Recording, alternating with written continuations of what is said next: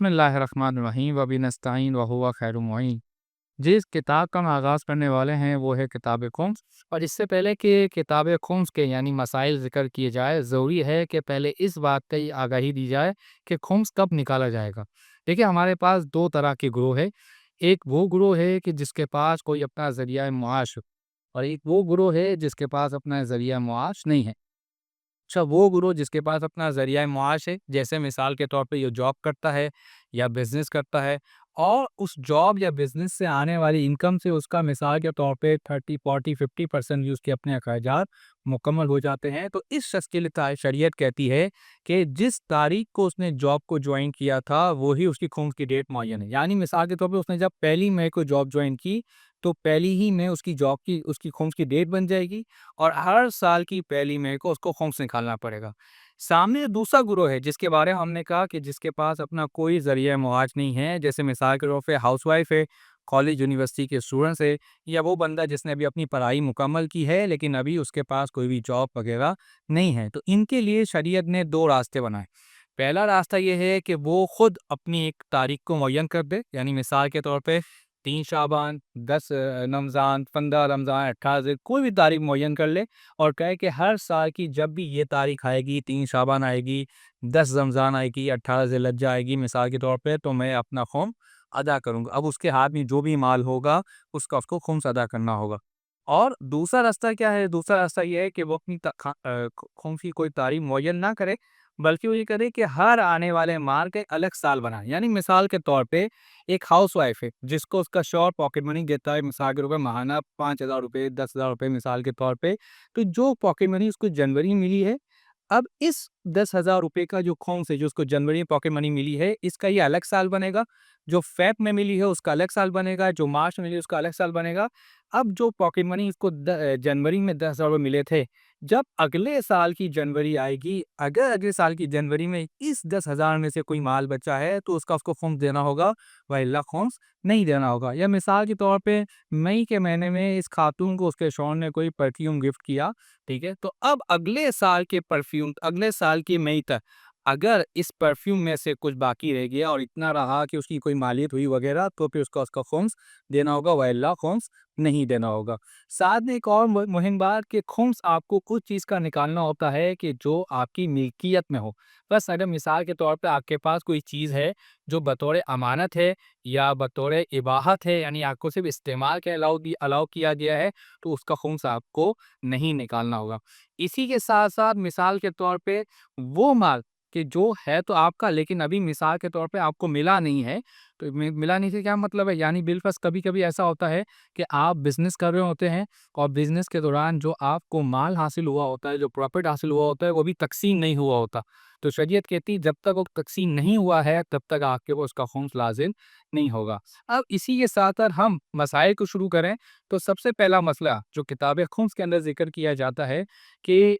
अगर एक गैर मुकल्लफ़ है, गैर मुकल्लफ़ का मतलब क्या है कि जैसे बच्चा कि जिस पे शरीयत के अभी अहकाम लागू नहीं होते, यानी ना आपका नमाज़ वाजिब है, ना रोज़ा वाजिब है, ना हज वाजिब है वगैरह, या मिसाल के तौर पे दीवाना, मजनून, पागल, कि जिसके ऊपर शरीयत के अहकामात लागू नहीं होते। उसके लिए क्या हुक्म है खुम्स के मुतालिक? अगर उसके पास कोई माल आता है, जैसे मिसाल में वो बच्चा जब होता है, बिलफ़र्ज़ वो 5 साल का, 10 साल का है, उसका आपने कोई बर्थडे सेलिब्रेशन किया मिसाल के तौर पर, या किसी मेहमान ने उसे पैसे दिए, तो इस पैसे के ऊपर क्या खुम्स आएगा या नहीं आएगा? शरीयत कहती है कि अगर मिसाल के तौर पे अगर एक बच्चा है कि जो इस वक़्त गैर मुकल्लफ़ है, जिसके ऊपर भी शरीयत के अहकामात लागू नहीं हो रहे, और अगर इसके पास कोई माल आता है और इस माल को पड़े हुए 1 साल गुज़र जाता है, तो फिर इस माल के ऊपर खुम्स लाज़िम होगा। अब सवाल ये पैदा होता है कि ये खुम्स अदा कौन करेगा? क्या ये खुम्स उस बच्चे का वली अदा करे?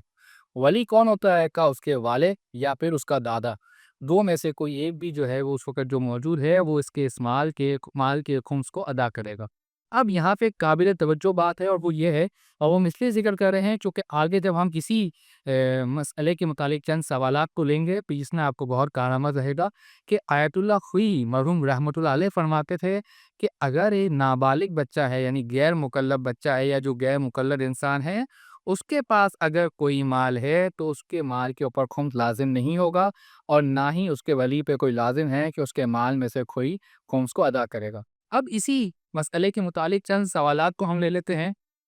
پہلا سوال یہ ہے کہ اگر مثال کے طور پہ جو بچہ ہے، اس بچے کے جو والد ہے وہ آیت اللہ خوئی مرحوم رحمۃ اللہ علیہ کی تقلید کرتے ہیں، اور آغا خوئی کا فتویٰ یہ ہے کہ بچے کے مال کے اوپر خمس واجب نہیں ہوتا۔ جب خمس واجب نہیں ہوتا، لہٰذا بچے کے ولی پہ لازم ہی نہیں ہے کہ مال سے خمس کو نکالنا۔ لیکن پھر بھی بچے کے ولی نے کیا کیا کہ بچے کے پاس جو مال آیا تھا اور سال گزر چکا تھا، تو بچے کے ولی نے اس مال میں سے خمس کو ادا کر دیا۔ تو اب یہاں پہ کیا حکم آئے گا؟ تو آغا کھوئی مرحوم رحمۃ اللہ علیہ فرماتے ہیں کہ اگر بچے کے والد نے ایسا کیا ہے، یعنی بچے کے پاس کوئی مال آیا ہے اور مال آنے کی صورت میں بچے کے والد نے اس مال کا خمس ادا کیا ہے، تو آغا کھوئی کہتے ہیں کہ بچے کا جو والد ہے اس دیے گئے خمس والی اماؤنٹ کا ضامن ہوگا۔ یعنی مثال کے طور پہ بچے کے پاس کوئی $100 آئے تھے، 100 اور 1 سال تک پڑے رہے، اور باپ نے اس کا $20 مثال کے طور پہ نکال کر خمس کے اندر دے دیا، تو پھر وہ کہتے ہیں کہ $20 کا ضامن اس بچے کا باپ ہوگا، اور باپ پہ لازم ہوگا یہ $20 نے بچے کو وہ واپس کرے گا۔ دوسرا سوال کہ مثال کے طور پہ ایک بچہ ہے اور وہ ابھی غیر مکلف والی حالت میں ہے، اس کے پاس کوئی مال آیا، اس کے اوپر 1 سال بھی گزر گیا، سال گزرنے کے بعد اس کے والد نے اس مال کا خمس ادا نہیں کیا،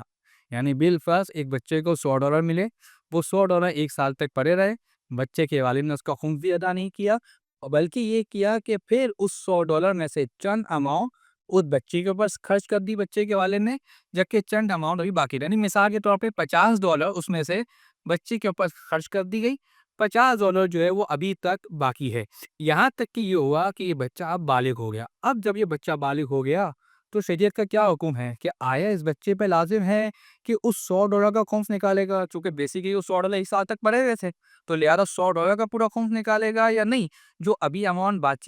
باقی ہے اس کا خمس نکالے گا یا نہیں، اصلا اس کو خمس ہی نہیں نکالنا ہوگا۔ تو آغا ثانی کہتے ہیں کہ اس اماؤنٹ میں سے جو $100 بچے کو ملے تھے، اس اماؤنٹ میں سے، اور جبکہ یہ بچہ تھا، اس میں سے جو مال اس کے والد نے اس کے اوپر خرچ کر دیا ہے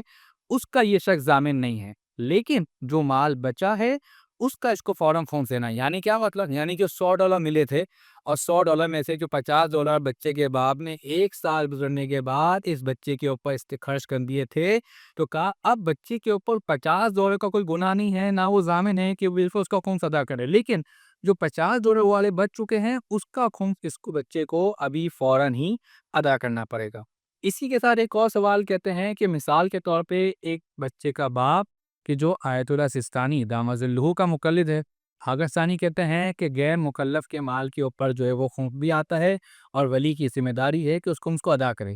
بچہ جو مثال کے طور پہ اب ممیز ہو چکا ہے اور اب وہ تقلید کرنے لگا ہے ایک ایسے مجتہد کی کہ جو کہتا ہے کہ بچے کے مال کے اوپر خمس نہیں آتا،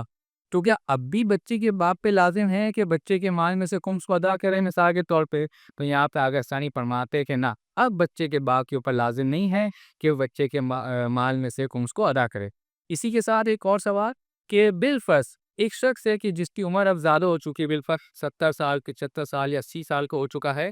اور اب وہ مثال کے طور پہ حالت دیوانگی میں چلا گیا ہے، مجنون ہو گیا ہے مثال کے طور پہ، اور ہوا یہ تھا کہ اس نے کچھ اماؤنٹ کہیں پہ انویسٹ کر کے رکھی تھی، جس کے نتیجے میں اس کو ہر مہینے یا ہر سال جو بھی آتے ہیں اس کو پروفٹ آ رہا تھا۔ اب سوال یہ پیدا ہو رہا ہے کہ اب چونکہ یہ 70 75 یا 80 سال کا آدمی اب یہ ضعیف ہو چکا ہے اور یہ دیوانہ ہو چکا ہے، تو لہٰذا یہ جو یہ فائدہ اس کو اس وقت مل رہا ہے، کیا اس فائدے کے اوپر خمس آئے گا؟ پہلا سوال۔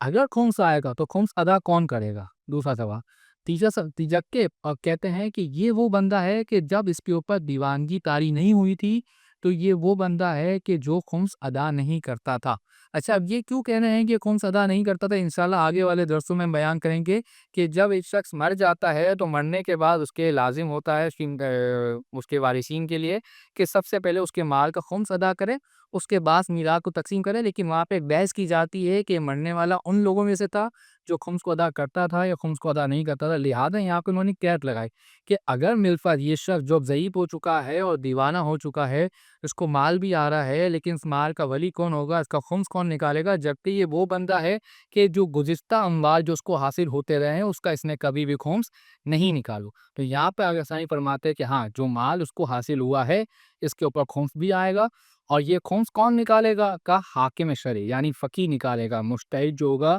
وہ اس کے اوپر ولی ہوگا اور وہی اس کے مال میں سے خمس کو ادا کرے گا۔ رہی بات ان اموال کی کہ جو مثال کے طور پہ گزشتہ سالوں میں اس کو حاصل ہوتے رہے، جب وہ دماغی طور بالکل صحت مند تھا اور اب اس نے اس کا کبھی خمس بھی نہیں نکالا تھا، کا اس مال کے اوپر بھی یہ جو فقی ہے، یہ جو حاکم شرعی ہے، یہ ولایت رکھتا ہے اور وہ چاہے تو اس کے اس مال سے بھی خمس کو ادا کر سکتا ہے۔ والسلام علیکم ورحمۃ اللہ وبرکاتہ۔